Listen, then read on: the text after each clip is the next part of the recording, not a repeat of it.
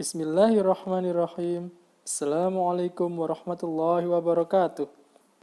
Kali ini kita akan belajar mengenai sejarah Nabi dan Rasul.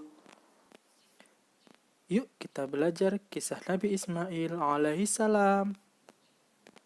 Ketika Nabi Ibrahim alaihissalam berusia 86 tahun, Allah subhanahu wa ta'ala mengaruniakan anak kepada beliau.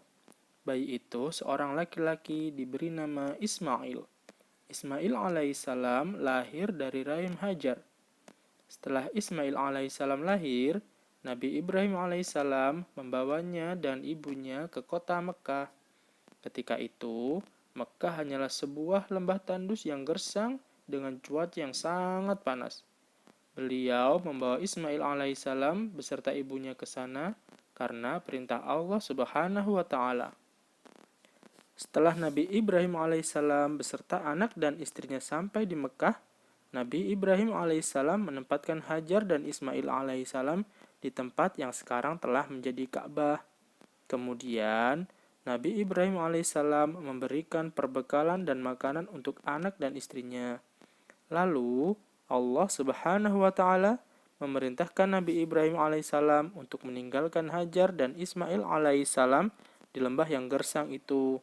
Walaupun berat meninggalkannya, beliau yakin Allah subhanahu wa ta'ala tidak akan menyia-nyiakan mereka dan pasti akan menolong mereka. Ketika Nabi Ibrahim alaihissalam hendak pergi, Hajar mengejarnya dan menarik bajunya. Kemudian berkata, "Hai Ibrahim, hendak kemana engkau pergi? Apakah engkau akan meninggalkan kami di sini, sedangkan perbekalan kami sedikit?" Nabi Ibrahim alaihissalam tidak menoleh kepadanya dan hanya terdiam. Sampai berulang kali Hajar mengulangi perkataan yang sama, hingga akhirnya mengatakan, "Apakah Allah subhanahu wa ta'ala yang telah memerintahkanmu melakukan ini?" Nabi Ibrahim alaihissalam menjawab, "Ya."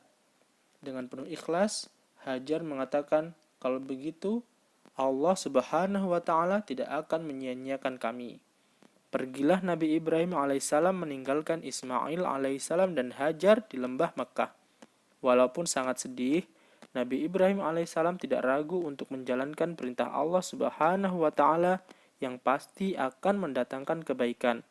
Nabi Ibrahim alaihissalam berdoa, "Ya Rabb kami, sesungguhnya aku telah menempatkan sebagian keturunan-keturunanku di lembah yang tidak mempunyai tanaman-tanaman, di dekat rumahmu yang dihormati.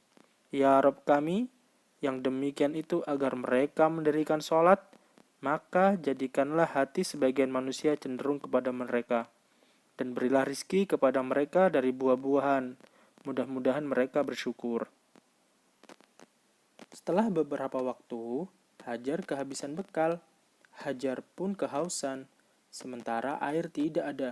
Ismail alaihissalam sangat kehausan, sampai menangis terus-menerus. Ditambah lagi dengan udara yang sangat panas. Tentu tidak sampai hati Hajar melihat Ismail kehausan. Maka ia berusaha mencari air minum demi Ismail alaihissalam. Hajar pergi ke Bukit Sofa. Lalu dia turun dari Bukit Sofa hingga sampai ke tengah-tengah lembah. Lalu Hajar menaiki Bukit Marwah. Hajar tidak mendapatkan air sedikit pun. Tapi Hajar tidak menyerah. Ia menuruni Bukit Marwah hingga melewati dasar lembah. Hingga ia kembali menaiki Bukit Sofa. Hajar tetap tidak mendapatkan air. Hajar mondar-mandir dari Bukit Sofa ke Bukit Marwah sebanyak 7 kali. Ia tetap tidak mendapatkan air, hingga ia keletihan. Sesampainya di Bukit Marwah pada putaran yang ketujuh, Hajar mendengar suara. Hajar mencari sumber suara itu. Ternyata suara itu berasal dari air yang keluar di dekat Nabi Ismail alaihissalam. Hajar bergegas mendekati anaknya. Ternyata air itu keluar dengan deras. Maka Hajar segera membendungnya hingga menjadi seperti telaga. Hajar segera mengambil air itu untuk diminum dan diberikan kepada anaknya. Air inilah yang dikenal dengan nama air Zam-Zam. Air Zam-Zam terus memancar dengan derasnya sampai hari ini. Air Zam-Zam tidak berhenti mengalir hingga dapat dinikmati oleh kaum muslimin di seluruh dunia. Sejak munculnya mata air Zam-Zam, Hajar dan Nabi Ismail alaihissalam menetap di dekat Ka'bah. Pada suatu hari, ada kabilah yang melewati tempat itu. Mereka ingin tinggal di sana karena melihat air yang banyak. Hajar pun mengizinkan mereka untuk minum dan tinggal di sana karena kesantunan dan akhlak mereka yang baik. Mereka berasal dari keturunan Jurhum. Sejak saat itu, mereka menetap di sana. Hajar beserta Nabi Ismail alaihissalam pun menetap bersama mereka hingga Nabi Ismail alaihissalam tumbuh dewasa. Nabi Ismail alaihissalam dan ibunya tinggal dengan kabilah Jurhum. Kabilah Jurhum sangat menyayangi dan memuliakan Nabi Ismail alaihissalam. Nabi Ismail alaihissalam mulai banyak belajar dari kabilah Jurhum. Nabi Ismail alaihissalam belajar bahasa Arab yang fasih dan juga mempelajari cara menggembala kambing dan unta dari keluarga Jurhum. Barakallahu fikum. Assalamualaikum warahmatullahi wabarakatuh.